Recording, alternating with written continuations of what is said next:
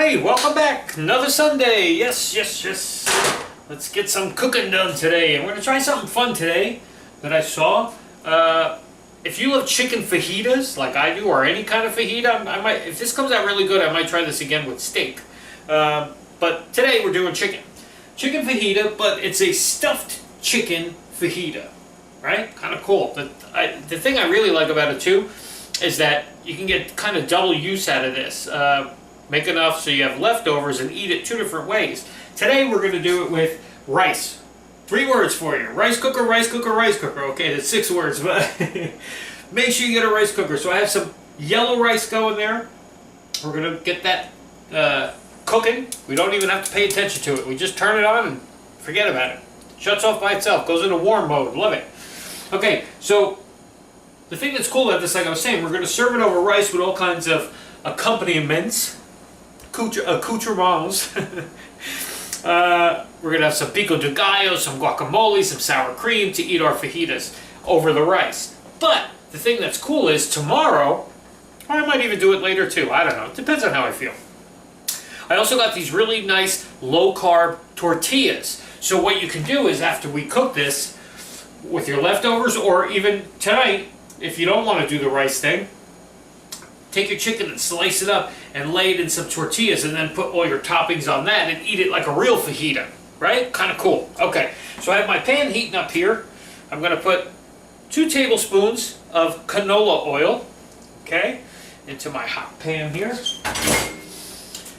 And what I'm going to do is I have 1 small onion chopped up. It doesn't have to be really small dice, just chopped up decent. And then I have a red, a yellow, and a green pepper. Same thing, chopped up same way. It doesn't have to be real small. We're going to make a mix with this. Plus these shrink down a little bit. They caramelize and cook up a little bit. They get tender, so they'll be more pliable. They won't be these, nice, hard, crunchy vegetables. And then we're going to mix it with some other stuff, make our filling, and then stuff it into our chicken, and then pan-sear it, and then I'll finish it in the oven because I'm one of those people, I get really paranoid about chicken that's undercooked. But anyway, back to what we're doing. Hot oil in the pan. Take my 3 peppers, chopped up, into my pan, and my onions. I have about a teaspoon of salt and pepper. Okay, I'm just going to sprinkle on here. Just to season that a bit. And now we're just going to cook these down until they get nice, like I said, nice and caramelized. You know, like when you see on a grill, we could have did these on the grill. When they, on my flat top I could have did it, whatever, where you get the nice char marks and everything from grilling the vegetables. That's kind of what we want to do here by letting them, cook down, soften up, get nice and tender, and kind of caramelize a little bit, okay? So don't be afraid to let them sit and cook. Be right back. Okay, while my stuff is cooking away here, in a big bowl, I'm going to take 4 chicken breasts, okay? Put them in a big bowl here. We haven't cut them or done anything to them yet. And here I have 2 teaspoons of chili powder, 2 teaspoons of cumin, 2 teaspoons of garlic powder, and 2 teaspoons of salt, okay? I'm just going to mix this up.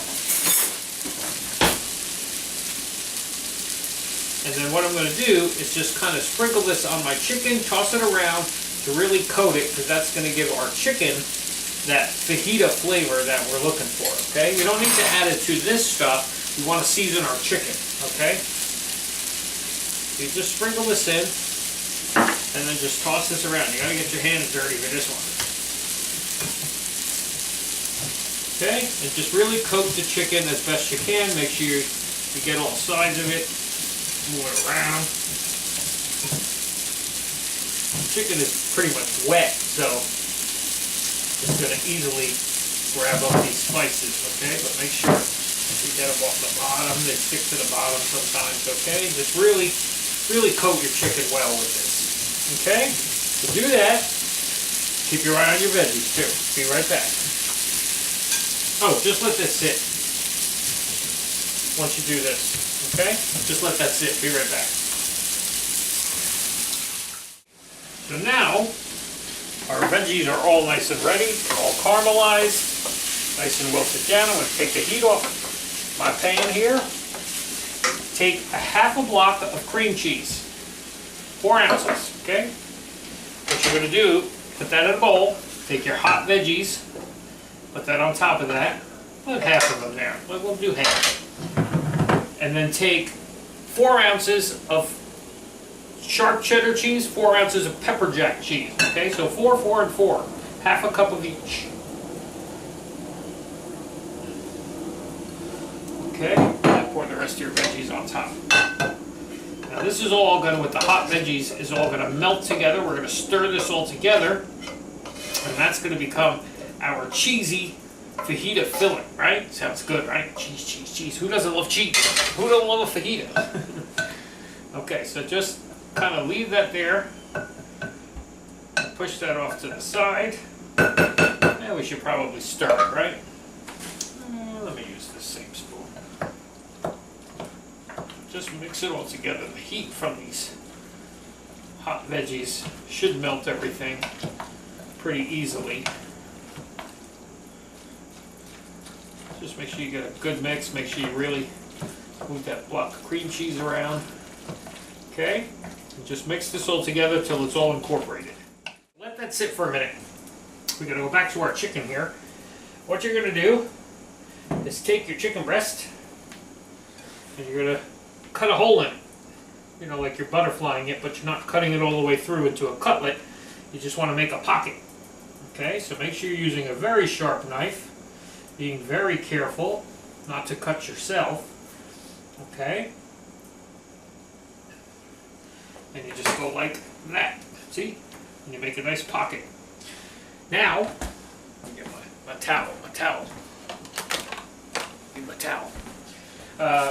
What you're going to do is take some of your stuffing here, and you're just going to stuff it into this chicken breast, okay?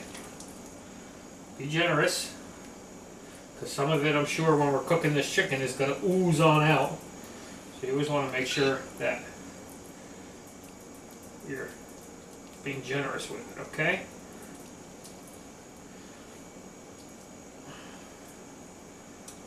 Okay. Just put that there. Kind of tuck that in as best you can. Okay. So let me prep these 4 breasts and I'll be right back.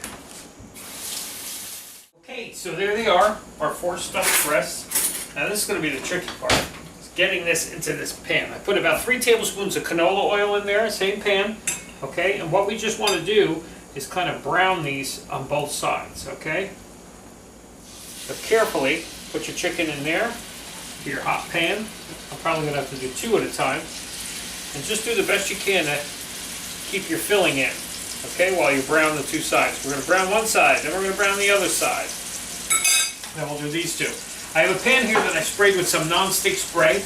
Just a big enough baking pan for all 4 of my chicken breasts in here. Once I sear both sides, I take it out. I'm going to pop this into the oven, the 4 breasts, for about 15 minutes, 10-15 minutes, just to make sure that everything is cooked through.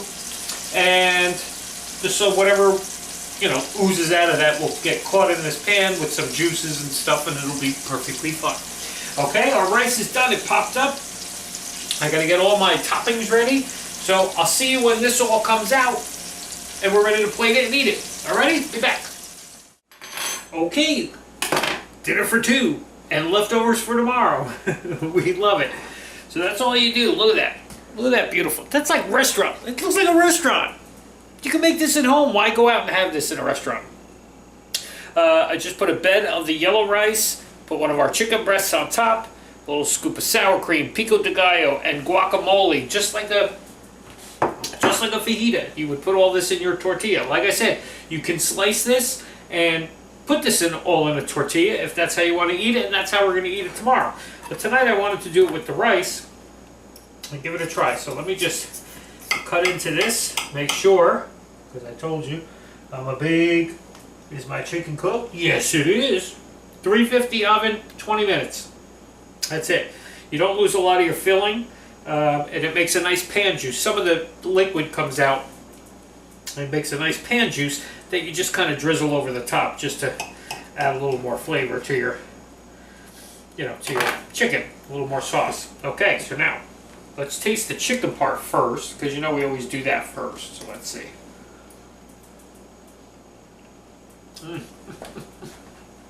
Total fajita. It's a fajita. It's a fajita. Oh my god, I can't wait to eat this tomorrow in a tortilla. So now I'm just going to take a little bit of my guac and a little sour cream. Just make a big mess of it all together. A little pico. Flawless. Super easy. Rice all over my face. Really easy to do. Super flavorful. Just like a fajita. Oh my god, it's perfect. Alright. Eat this. I'll be back with some kind of dessert. Not to make, just to eat and talk about movies. Easy week this week. I did make another cheesecake for this week. A raspberry version this time. I'm trying all my fruits to see. I did strawberry, did blueberry, now I'm doing raspberry. Strawberry was the best so far. Blueberry was eh. And I'm hoping the raspberry comes out really good. But anyway, we'll talk about all that with movies in a little bit. Be back. Okay, so that's our show for this week. That was a great dinner, that chicken fajita. Hope you try it at home because it was really, really good. No dessert this week, as I said, but let's talk movies real quick and then move on and start watching for next week and figuring out what we're going to do for next week, food-wise. Alrighty, so the first movie we watched was North by Northwest, which I had never seen. Really, really good. I mean, I love Alfred Hitchcock stuff anyway, with an exception here and there. But really well done, suspenseful, a lot of twists and turns in this one, which I thought was kind of cool. Cary Grant, amazing. Flawless performance. Really, really well done. So if you haven't seen North by Northwest, definitely it's an Alfred Hitchcock one to see. Our second movie that we watched this week, 3 hours I will never get back in my life. Dr. Zhivago. I've never seen this movie, and I can honestly tell you I will never see this movie again. I mean, it was torture getting through this movie. Maybe some people love it and they think it's like this great film noir classic thing. It sucked. That's just my opinion. I was bored out of my mind. I couldn't find any redeeming values in this movie. I was bored, beyond bored. I just thought it was terrible. I don't even know how this is on the list, but I guess maybe for artsy reasons that's why it's there. I don't know. But if you want to take the chance, 3 hours to sit through and watch this, go right ahead. Like I said, not for me, and definitely won't see this one again. But anyway, let's see. See, there's got to be some bad ones on this list too. Out of these top 100 movies, we can't like them all. Here's what we're watching this week. Okay, so our first movie this week, counting down, number 38, 1944's Double Indemnity. Never seen this one either. I thought this originally was an Alfred Hitchcock movie, and then when I looked to see who was in it, and you know the cover art, as I always put up over here, it's not Alfred Hitchcock, but anxious to see this one because I know it's probably going to be one of those, murder mystery suspense kind of things. So this one's kind of cool. Never seen it, so I'm looking forward to this one. And number 37, never seen this one either. 1946 is The Best Years of Our Lives. I love when I have a week when I have two movies that I've never seen because hopefully they're both real winners. Last week we had 1 out of 2 that we really loved.